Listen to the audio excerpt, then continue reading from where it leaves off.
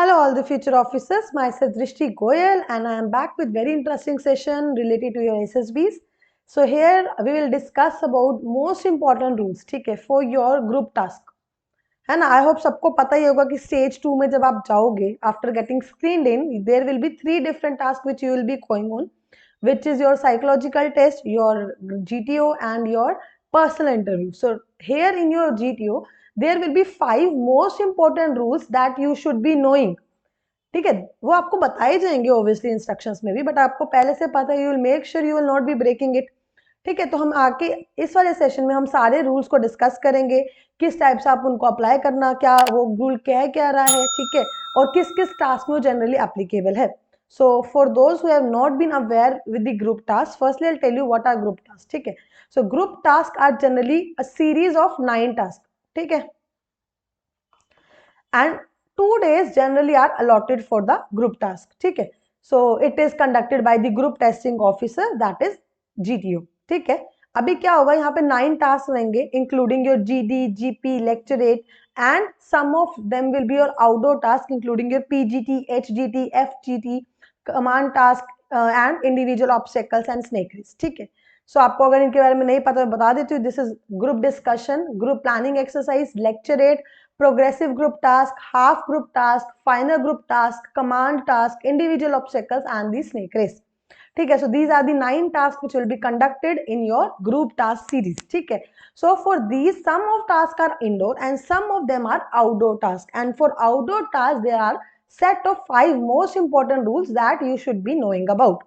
ठीक है, सो वो वाले रूल्स हम आज पूरा अच्छे से डिटेल में डिस्कस करेंगे. उससे पहले अगर आपको जीटीओ में कुछ भी प्रॉब्लम आ रही है, you want to prepare for your GD, GP, lecture, anything else, you can definitely go through our website of SSB Crack Exams and enroll for our SSB online course. There we have covered your GTO, all the 9 tasks in a very good manner. You'll be able to know very good insight about all the tasks and will be able to performing very well in your SSB. Okay, so सबसे पहले हम यहाँ पे अपने rules discuss करेंगे. सो सबसे पहला rule है आपका ग्रुप रूल. वैसे तो इसका नाम ही सजेस्ट कर रहा है ग्रुप रूल, मतलब group should be staying together. Okay, अब आप कहेंगे मैम क्यों स्टे रहना करना टुगेदर, हमारे तो इंडिविजुअल टास्क है, हमें क्या मतलब है. बट जो आपके ग्रुप टास्क है वो तो ग्रुप में ही हो रहे ना. So definitely when you will get screened in, no, there will be a group of 8 to 10 members which will be formed, है ना, और आप जनरली उन्हीं मेंबर्स के साथ स्टे भी करते हो. ठीक है, तो जब आप ग्रुप टास्क परफॉर्म कर रहे होंगे, बीट योर पीजीटी, एचजीटी, एफजीटी, देखो पीजीटी इस टाइप से दिखता. Okay, so this is your start line, this is your finish line, this is your first task, second, third and fourth. So PGT में generally 4 task आपको करने रहते हैं. Okay, and इसी टास्क में ज्यादातर ग्रुप रूल का जो है वो यूज है. ये क्या बोलता, देखो इस टास्क में ना जो ग्राउंड है that is out of bound, मतलब you can not touch the ground and neither you can put your helping material on it. ठीक है, लेकिन ये जो बीच वाला स्पेस है ना, आपको दिख रहा होगा, इमेज पे देख लो, अगर नहीं दिख रहा तो I am using this colour.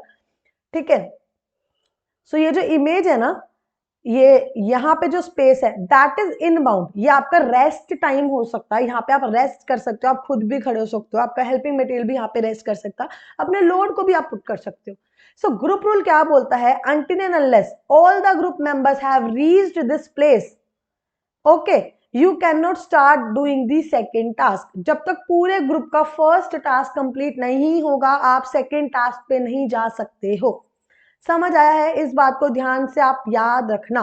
ठीक है, the rule implies that unity of the group, that is entire group will cross the single obstacle together, and once the group has cleared the obstacle they can move to the next one.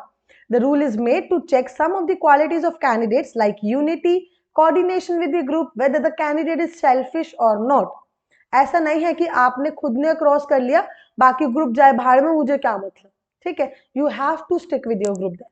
Okay, now coming upon to the second rule, which is rule of color. ठीक है, this rule of color is applicable for all the ground tasks, be it your PGT, HGT, FGT, even in command task. ठीक है, जितने भी outdoor task है सब में colour rule का यूज होता है. अभी आप इधर पिक्चर में ही देख लो. ठीक है, इस पिक्चर में आपको दिख रहा है ये कुछ स्ट्रक्चर जो है वो व्हाइट कलर के है. ठीक है, कुछ स्ट्रक्चर जो है वो ब्लू कलर है, कुछ स्ट्रक्चर है जो रेड कलर है.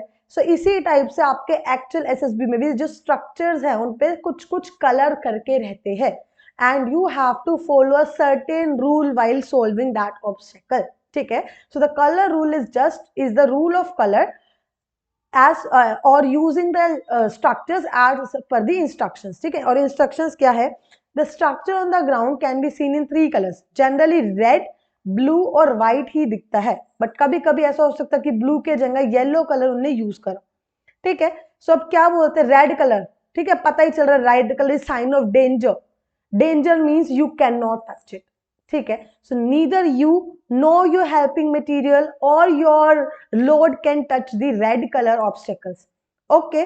Then colour blue, so blue is type medium, medium means it is in middle, इसका मतलब है कि यहाँ पे आप टच कर सकते हो but your helping material can not touch, means you can start और यू कैन टच, दिया दिख रहा ना ये लड़के ने टच किया हुआ इसको।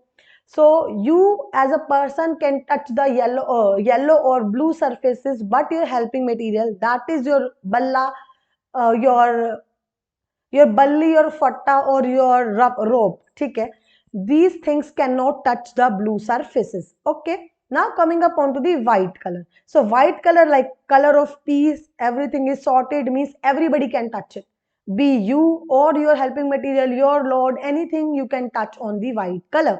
I hope this rule of color is very much clear to all of you.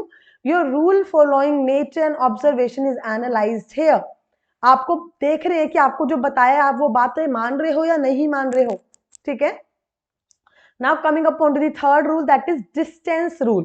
See, distance rule तो बोल के ही समझ आ रहा है कि distance से related है, ठीक है। So generally what is said that a distance of more than 3 to 4 feet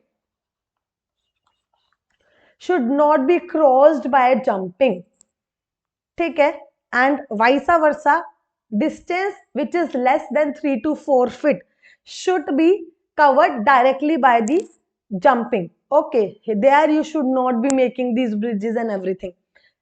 समझ आया सबको क्या बोल रही हूं मैं, ठीक है। अगर 3 से 4 फीट का डिस्टेंस है तो इजिली जो ह्यूमन बीइंग है वो उतना डिस्टेंस कवर कर सकते हैं, और you can say the distance which you can stand comfortably after putting your feets apart, ठीक है। उतना जो डिस्टेंस रहेगा वो डिस्टेंस आपको डायरेक्टली कवर करना है, बट अगर उससे ज्यादा का डिफरेंस है, ज्यादा का डिस्टेंस आपको दिख रहा है तो आप डायरेक्टली कवर नहीं करोगे।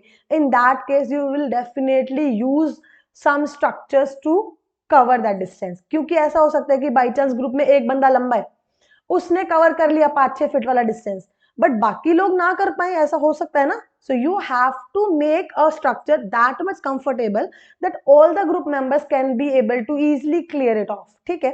सो क्या बोलते हैं यहाँ पे? Distance rule states that any distance which is more than 4 feet should not be crossed by jumping even if you are able to do so, क्योंकि आप कर लो क्या पता बट बाकी सब ना भी कर पाए।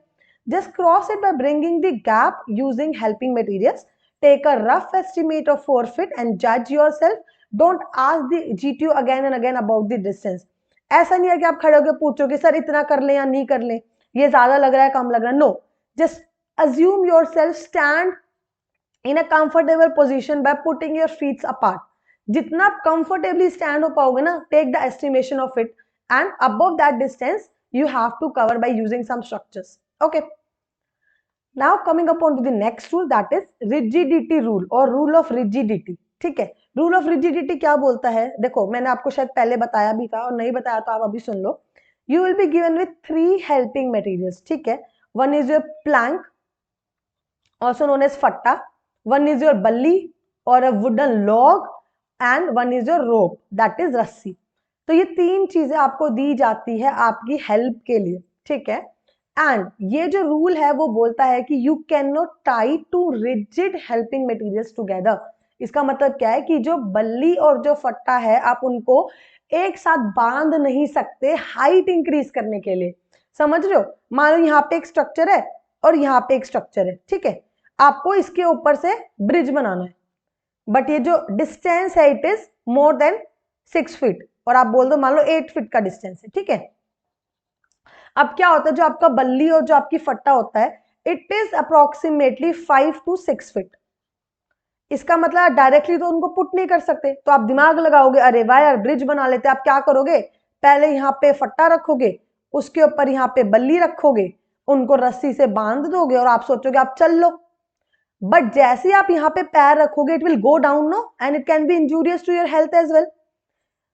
So directly it is given that you cannot tie two hard helping materials together with the help of a rope. आप बांध ही नहीं सकते, but you can put them over each other.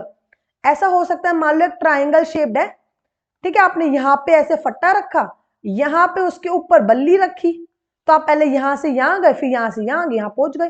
तो ऐसा आप कर सकते हो. You can keep them on each other, but you can not tie them to increase their length. आप समझ रहे हो, ऐसे सीधी लेंथ तो नहीं इंक्रीज हुई ना, वो है इस रूल का मतलब. ठीक है, अब यहाँ पे हम रीड भी कर लेंगे एक बार. Rigidity rule means that candidate isn't bind or candidate can't bind or tie any of the two rigid helping materials together. Ground tasks normally have fattas, बल्लीज as rigid helping material. ऐसा भी हो सकता है कि दो प्लैंक दे दिया आपको या फिर दो बल्ली दे दी सीधा. ठीक है, so according to rule, two फट्टास, टू बल्लीज और फट्टा और बल्ली can't be tied together, rather they can be put on one another or can tie them with the structure. जो आपका स्ट्रक्चर है ना ग्राउंड वाला, उससे तो आप टाई कर सकते हो, बट उनको आपस में आप टाई नहीं कर सकते. और वो टाई करते टाइम पे you need to keep that colour rule in mind. ये नहीं है कि आपने ब्लू वाले स्ट्रक्चर से टाई कर दिया, ब्लू को तो आप टच ही नहीं कर सकते अपने फट्टे से, समझ रहे हो. तो वो चीजें आपको याद रखनी है.